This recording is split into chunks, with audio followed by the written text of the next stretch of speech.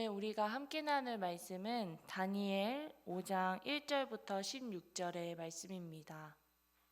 벨사살 왕이 그의 귀족 1000명을 위하여 큰 잔치를 베풀고 그 1000명 앞에서 술을 마시니라.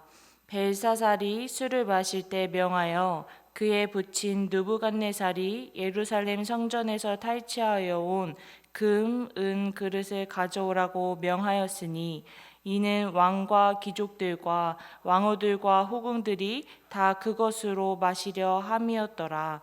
이에 예루살렘 하나님의 전 성소에서 탈취하여 온 금 그릇을 가져오매 왕이 그 귀족들과 왕후들과 호궁들과 더불어 그것을 마시더라. 그들이 술을 마시고 그 금은 구리, 쇠, 나무, 돌로 만든 신들을 찬양하니라. 그때 사람의 손가락이 나타나서 왕궁 촛대 맞은편 석회벽에 글자를 쓰는데 왕이 그 글자 쓰는 손가락을 본지라. 이에 왕이 즐기던 얼굴빛이 변하고 그 생각이 번민하여 널쩍다리 마디가 녹는 듯하고 그의 무릎이 서로 부딪힌지라.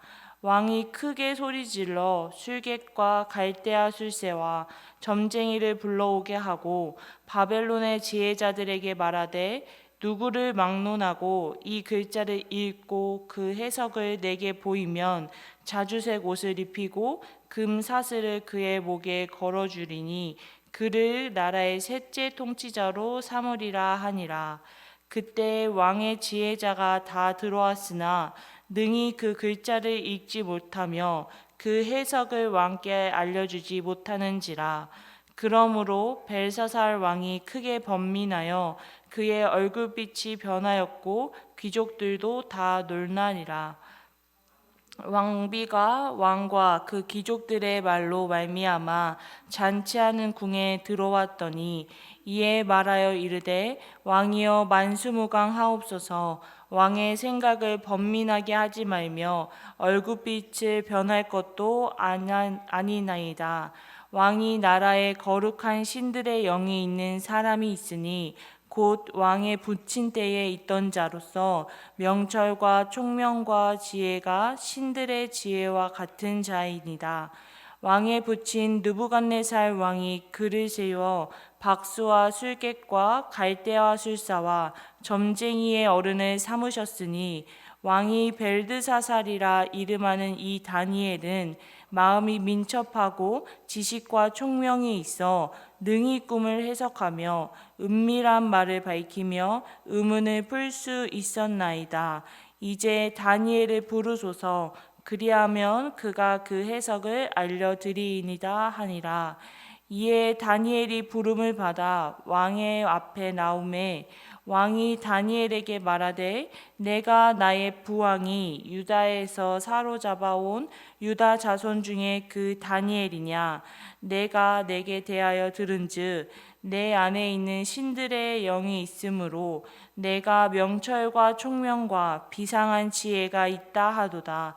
지금 여러 지혜자와 술객을 내 앞에 불러다가 그들에게 이 글을 읽고 그 해석을 내게 알리게 하였으나 그들이 다 해석을 내게 보이지 못하였느니라. 내가 내게 대하여 들은즉 너는 해석을 잘하고 의문을 푼다 하도다. 그런즉 이제 내가 이 글을 읽고 그 해석을 내게 알려주면 내게 자주색 옷을 입히고 금사슬을 내 목에 걸어주어 너를 나라의 셋째 통치자로 삼으리라 하니. 아멘. 오늘 본문은 바벨론의 새로운 왕인 벨사살의 호화로운 잔치의 모습을 그리고 있습니다. 벨사살은 귀족들을 불러 잔치를 열었고 그때 예루살렘 성전에서 가져온 그릇에 술을 담아 먹으며 하나님을 모욕하기 시작합니다. 결국 호화스러운 잔치는 오늘 본문 4절에 보면 다른 우상을 섬기며 찬양하는 모습을 보이기까지 합니다. 이때 하나님이 현장에 개입하셨고 두려움에 사로잡힌 벨사살 왕은 바벨론의 모든 지혜자들을 불러 이 상황을 해석하라고 명령하지만 아무도 그 글씨를 해석하지 못했습니다. 이때 왕비가 나타나서 다니엘을 소개하고 하나님을 모욕했던 벨사살 왕도 다니엘에게 해석을 요청합니다. 그럼 오늘 이러한 본문 속에서 우리는 어떠한 묵상을 함께 나눌 수 있을까요? 먼저 저는 모든 것의 주관자이신 하나님의 모습을 묵상하게 되었습니다. 오늘 본문의 진행을 살펴보면 마치 다니엘이 다시 한번 바벨론 사람들에게 하나님을 알리기 위한 하나의 과정처럼 보입니다. 요즘에는 이런 것을 빌드업이라는 표현으로 표현하기도 하는데요. 이는 사실 축구에서 자주 쓰는 용어로 상대의 압박을 무력화하고 공격을 전개하기 위한 일련의 움직임을 말합니다. 즉, 공격을 위해 하나씩 쌓아가는 것이지요. 오늘 이야기도 다니엘의 지혜로운 해석과 문제 해결의 순간을 극대화시키기 위해 하나의 움직임처럼 보입니다.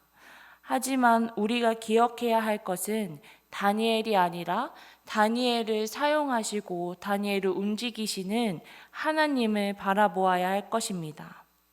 하나님은 벨사살 왕의 행동에 노하셔서 벌을 내리시기도 하셨지만 다니엘이라는 해결책을 주시며 다시금 하나님 앞에 돌아올 수 있는 기회도 허락하셨습니다. 즉, 이 모든 상황은 하나님의 사랑을 보여주시기 위한 하나의 과정이라는 것입니다. 우리는 이러한 놀라우신 하나님의 사랑과 또 계획 성취를 위하여서 통로로 쓰임받은 다니엘처럼 우리 또한 쓰임받는 그리스도인이 되어야 할 것입니다. 다니엘이 이 상황 속에서 쓰임을 받을 수 있었던 이유는 그동안 다니엘이 보여준 믿음의 모습이었기 때문입니다.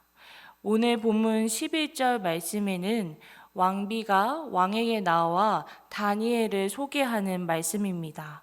11절의 말씀을 제가 한번 읽어보겠습니다. 왕의 나라에 거룩한 신들의 영이 있는 사람이 있으니 곧 왕의 부친 때에 있던 자로서 명철과 총명과 지혜가 신들의 지혜와 같은 자이니이다. 왕의 부친 느부갓네살 왕이 그를 세워 박수와 술객과 갈대와 술사와 점쟁이의 어른을 삼으셨으니. 아멘. 다니엘이 그동안 보여준 믿음의 행동과 지혜는 바벨론 사람들에게 인정받았습니다.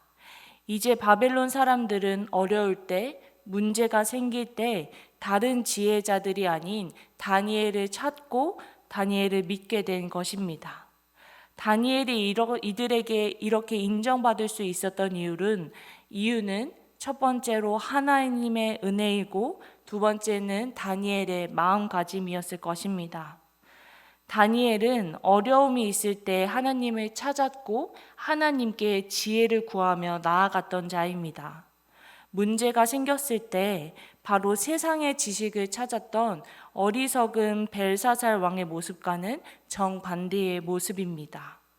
우리는 이러한 다니엘의 모습을 통하여서 나는 나에게 있는 이 문제와 어려움들을 어떠한 방법으로 해결하는지 되돌아볼 필요가 있습니다. 다니엘처럼 하나님 앞에 나아가 아뢰며 지혜를 구하는지 아니면 내가 알고 있고 경험했던 세상의 지식으로 해결하고자 하는지 말입니다. 오늘 성경은 우리에게 하나님만이 문제를 해결하시며 하나님만의 모든 상황의 주관자이심을 우리에게 분명하게 말하고 있습니다. 세상에서는 무엇을 배우고 익히고 경험하고 내가 능력을 많이 가지면 가질수록 무엇이든지 할 수 있는 것처럼 이야기를 합니다. 그리고 실제로 나에게 경험과 지식과 능력이 많아지면 내가 다 아는 것처럼 내가 할 수 있는 것처럼 착각이 들 때가 있음을 고백합니다. 하지만 세상의 것에는 한계가 있습니다. 오늘 우리가 모두가 그 한계를 인정하고 주님 앞에 나아가기를 간절히 소망합니다. 제한이 없으시고 모든 것의 주관자 되시는 하나님께 아뢰을 때에 모든 어려움들과 문제들이 해결될 것입니다. 더 나아가서 다니엘처럼 쓰임받는 믿음의 자녀로 성장하여 하나님의 사랑을 전하는 데에 귀한 통로로서의 역할을 감당하는 구리지구촌교회 성도님들이 되시기를 주님의 이름으로 축복하며 기도합니다. 함께 기도하도록 하겠습니다. 하나님 아버지, 오늘도 우리에게 귀한 날을 허락하시고 말씀과 기도의 자리를 허락해 주심에 감사드립니다. 하나님, 오늘 본문을 통하여서 우리가 다시금 우리의 인생의 주관자 되신 하나님의 모습을 묵상하게 되었습니다. 하나님, 오늘의 삶을 살아갈 때도 모든 것을 하나님께 맡겨드리고 내 생각과 내 힘과 지식이 아닌 오직 하나님께 작은 것도 아뢰며 하나님의 말씀대로 살아가는 우리 모든 성도님들 될 수 있도록 축복하여 주시옵소서. 아버지, 우리를 믿음 안에서 더욱 굳들어 주시어서 하나님의 사랑을 전하는 데에, 하나님의 계획을 성취하는 데에 쓰임받을 수 있는 믿음의 통로로서 올바르게 세워질 수 있도록 함께하여 주시옵시고, 이를 통하여서 예수님의 사랑이 많은 이들에게 전해질 수 있도록 오늘의 삶도 우리와 함께하여 주시옵소서. 오늘의 모든 것 주님 앞에 맡겨드립니다. 살아계신 예수님의 이름으로 기도했습니다. 아멘.